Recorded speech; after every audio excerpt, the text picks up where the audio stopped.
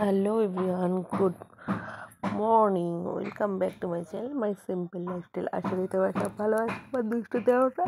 আর আমি তোমার দুষ্টু মিষ্টি বৌদি চলে এসেছি তোমাদের সামনে একটা নতুন ব্লগ নিয়ে, তোমাদের মনের মতো। তো তোমরা অনেক দিনই বলেছো বৌদি অনেক দিন হয়ে গেছে কুকিংয়ের কোনো ভিডিও দাও না। তো আজকে একদম ধামাকা কুকিংয়ে দুটো রেসিপি নিয়ে একদম তোমাদের সামনে চলে এসেছি। তো ব্লগটা দেখতে থাকো পুরো, আশা করছি তোমাদের ভালো লাগবে, মনের মতন হবে, ঠিক আছে? আর এইভাবে যারা যারা বাড়িতে বানিয়ে খাওনি এখনো পর্যন্ত, আমার মতন একবার ট্রাই করে খেয়ে দেখো, দুর্দান্ত লাগবে। এক নিমিষে এক থালা ভাত খাওয়া হয়ে যাবে। এমনকি যারা ব্যাচেলার আমার দেওররা আছো তারাও কিন্তু করে খেতে পারো, দেখতে পারো বৌদির টিপটা। আশা করছি খারাপ লাগবে না। আর তোমরা সকলেই জানো আমি একটু পেঁয়াজ রসুনটা কম খাই, তো উইদাউট পেঁয়াজ রসুনের রান্নাই আমি তোমাদের সঙ্গে বেশিরভাগ শেয়ার করি, যেহেতু আমি পেঁয়াজ রসুনটা একটু কম খাই। তো এদিকে দেখো কড়াইতে তেল বসিয়ে দিয়েছি, আর দুটো কড়াই উনুনে বসিয়ে অলরেডি দিয়েছি। তো একটা করে, আর জানো তো 500 চিংড়ি মাছ কিনে নিয়েছিলাম, মামা শ্বশুর বাড়িতে গিয়েছিলাম না, তো তখন 500 চিংড়ি মাছ কিনে নিয়েছিলাম। সেই চিংড়ি মাছ হয়েছিল, রেখে দিয়েছিলাম কেটে ধুয়ে। তো সেগুলো দিয়ে আজকে বানানো হবে চিংড়ি মাছের বিভিন্ন পদ। তো এইদিকে দেখো একটা বসিয়ে দিয়েছি, সেখানে হচ্ছে ডাঁটা, সজনে ডাঁটা, কুমড়ো, আলু দিয়ে চিংড়ি মাছ দিয়ে টমেটো দিয়ে তরকারি হবে। আর আরেকটা হবে হলো কি কুমড়ো দিয়ে ঢেঁড়স দিয়ে টক, আর একটা হবে হলো গিয়ে ঢেঁড়স দিয়ে সর্ষে পোস্ত। তো টোটালটাই আমি কীভাবে করছি তো তোমাদের সঙ্গে শেয়ার করছি, তোমরা দেখতে থাকো, আশা করি তোমাদের ভালো লাগবে। আর ভালো লাগলে কী করতে হবে, অবশ্যই আমার কমেন্টে করতে হবে, একটা লাইক করতে হবে, আর আমার চ্যানেলটি সাবস্ক্রাইব করে যেতে হবে। আর তোমরা অনেকেই বলছো বন্ধুরা যে আমার ট্যাঙ্গুয়ারিটা খুঁজে পাচ্ছ না। ট্যাঙ্গুয়ারিটা হলো গিয়ে সোনা বৌদি 699, ঠিক আছে? ট্যাঙ্গুয়ারিটা হলো গিয়ে সোনা বৌদি 699, মনে থাকবে তো? আর অনেকেই বলছে ইনস্টাগ্রামটাও পাচ্ছ না। ইনস্টাগ্রামের নাম হলো গিয়ে সোনা মিঠু। আর ব্যাকগ্রাউন্ডের আওয়াজটা আজকে একটু তোমরা ইগনোর করো, কারণ বাড়িতে কাজ চলছে, তো সেই কারণে একটু আওয়াজ হচ্ছে, মিস্ত্রিটা টুকটাক আওয়াজ করছে। তো আমি সকালবেলা বসে বসে আমি ভয়েস ওভার দিচ্ছি, কারণ শরীরটা আমার কালকে একটা অ্যাক্সিডেন্ট হয়ে গেছিলো, ওই কারণে আমি লাইভে আসতে পারিনি। তো ওই কারণে না রাত্রিবেলা খুব শরীরটা খারাপ ছিল, তো শুয়ে পড়েছিলাম আর ভয়েস ওভার দিতে পারিনি। তো ওই জন্য সকালবেলা এখন দিচ্ছি, আর সকালবেলা অলরেডি মিস্ত্রিটা কাজ করছে, তো সেই জন্য টুকটাক আওয়াজ আসছে। তো ওই সাইডের আওয়াজগুলো একটু ইগনোর করে দিও, তাহলে ভালো লাগবে। তো এদিকে দেখো মোটামুটি নুন হলুদ টলুদ দিয়ে একটু টমেটো দিয়ে ওটাকে একটু ভাজা ভাজা করে নিচ্ছি, চিংড়ি মাছ দিয়ে নিয়েছি, সব সবজি নিয়ে নিয়েছি। আর ওটার মধ্যে দেবো আমি শুধু মশলার মধ্যে কাঁচা লঙ্কা বাটা।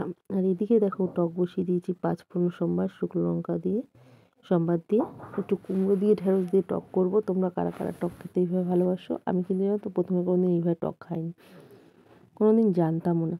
আমি টক খাওয়া শিখেছি আমার বড় জায়ের থেকে। আমার বড় জা আমাকে টক খাওয়া শিখিয়েছে, এইভাবে রান্না করতে হয় টক। হ্যাঁ, আমরা বাপের বাড়িতে টক খাওয়া শিখেছি, সেটা হলো মৌলার টক, চুনো মৌলার টক, পুটির টক।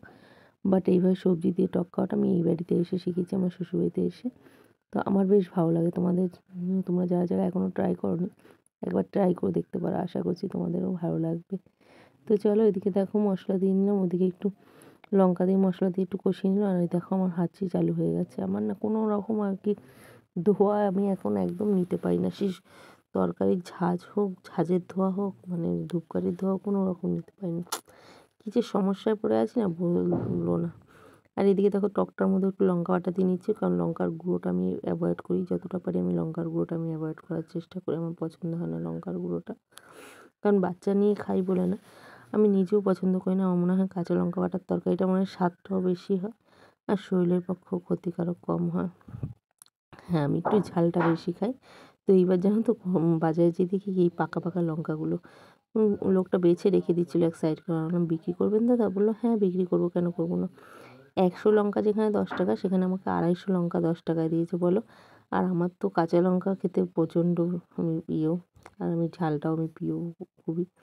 তো কাঁচা লঙ্কাটা নিয়ে পাকা পাকা লঙ্কা নিয়ে এসে তরকারির কালারটাও না খুব সুন্দর আসছে। পাকা লঙ্কার জন্য কাঁচা লঙ্কা দিলে কী হয়, তরকারিটির কালারটা একটু ফেড ফেড আসে, বাট পাকা লঙ্কার কালার দুর্দান্ত কালার একটা আসে, এত মিষ্টি একটা কালার আসে না, বলার মতন না।